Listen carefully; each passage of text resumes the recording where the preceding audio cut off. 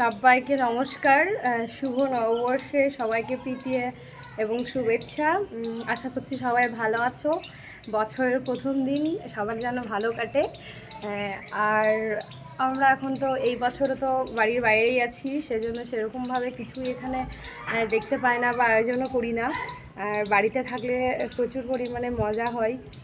আমি বেশিরভাগ টাইম বিয়ের পর শ্বশুরবাড়িতেই কাটিয়েছি পয়লা বৈশাখে। কালকে সত্যি মনটা একটু খারাপ ছিল, কারণ প্রতি বছরই কালকের দিনটা আমি পুরো বিকাল থেকে সন্ধ্যা অবধি খেপাতলা মন্দিরেই কাটাতাম। ওখানে সবজি টবজি কাটা, গল্পগুজব করা, অনেক রাত অবধি ওখানে কাজ কমপ্লিট করে বাড়ি আসতাম। তো ওই দিনগুলো সত্যি সত্যি খুব মিস করি। কেটে দেওয়া হয় রাতটাই, তারপর হয়ে যায় সকালে রান্নাবান্না শুরু। সকাল থেকে দেওয়া হয় কুমড়োর তরকারি আর মুড়ি, আর তারপরে কীর্তন টীর্তন শুরু হয়। সব কিছু শেষ হওয়ার পর খিচুড়ি, সবজি, পায়েস এই সব কিছু দেওয়া হয় পুরো রাস্তার মধ্যে বসে। ওখানে সবাই আসে, গ্রামের প্রত্যেকটা মানুষ আসে। ওই দিনটা সত্যি খুব মজা হয়। বছরের প্রথম দিন যে এভাবে পালন করা হয় আমি না গনপুরেই দেখেছি, অন্য কোথাও আমি এখনও অবধি দেখিনি।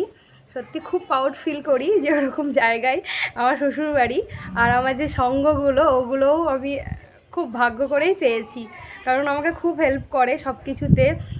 আমি এখন যে বাড়িতে নেই, হয়তো আমি কোনো একটা কাজ বললাম বা ওখানে হয়তো আমার অনেক কিছু কাজ আছে, সেগুলো ওরা আমাদের করে দেয় ফোন।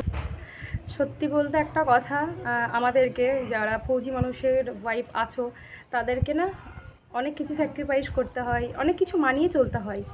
যেমন প্রথমে বিয়ের পর গেছিলাম শ্বশুরবাড়িতে কয়েকটা বছর থাকার পর গেলাম বরের সাথে আর একটা অন্য জায়গায়।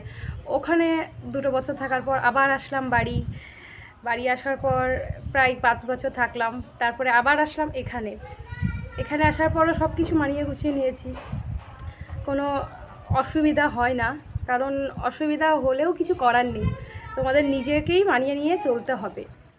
সব কিছু তুমি যতটা তাড়াতাড়ি গ্রহণ করতে পারবে যে এটা আমার জন্য, এটা আমার কাজ, তোমার ততটাই ভালো, তোমার জীবনের পক্ষে সুবিধা। তো সবাই যে যেখানেই থাকো সবার মতো করে ভালো থেকো। এইবারে আমি সবাইকে খুব খুব মিস করছি, আমি যাদের সঙ্গে কাটাই, বিউটি দি, কুসুম, সাথী দি, অঞ্জনা দি, তোমাদেরকে সত্যি সত্যি খুব মিস করছি। আমার তোমাদেরকে ফোন করে হয়তো খবর নেওয়াটা খুব কমই হয়, কারণ আমিও প্রচণ্ড এখানে ব্যস্ত থাকি। এর জন্যে তোমাদের নামগুলো এখানেই বললাম। সবাই ভালো থেকো, সুস্থ থেকো, সবাইকে শুভ শুভ শুভ নববর্ষ। সকালে ঘুম থেকে তাড়াতাড়ি উঠে তারপর বাড়ির পুরো কাজ সামলে স্নান করে পুজো টুজো করে রান্নাঘরে এসে গেছিলাম। রান্নাঘরে আজকে বানিয়েছিলাম ম্যাগি। সপ্তাহের প্রত্যেকটা দিন একটু ব্যস্ততায় কাটে, আজকে যেহেতু সানডে সেজন্য ভাবলাম একটুখানি ডিম দিয়েই ম্যাগিটা বানাই। অনেক দিন খাওয়াও যায়নি, এই জন্য তোমাদের সাথে শেয়ার করলাম।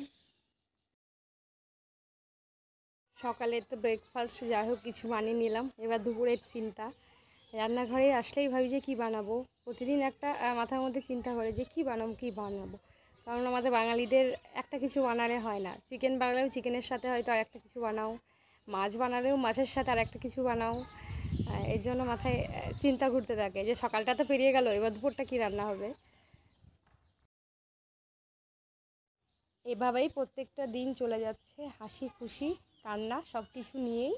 এভাবেই যেন চলতে পারি সারা জীবন, এই প্রার্থনাই করি বছরের প্রথম দিনে ভগবানের কাছে। সবাইকে যেন সুস্থ রাখে আর আমাকেও যেন সুস্থ রাখে। আমি ভিডিওটা শেষ করছি আমার ছেলের ছোট্ট একটা ভয়েস দিয়ে।